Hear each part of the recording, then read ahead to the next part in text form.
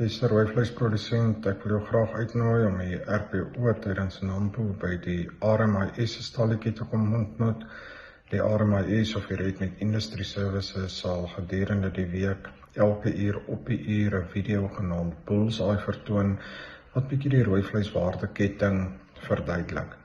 Nou tussen 1 en 2 elke middag sal daar dan 'n verteenwoordiger van die RPO ook by hierdie stalletjie wees. Op Woensdag en Donderdag sal ek self daar wees en as produsent is u dan welkom om met te gesels en die nodige vrae te vra. Die RMIS stalletjie is in die ou veilingskompleks.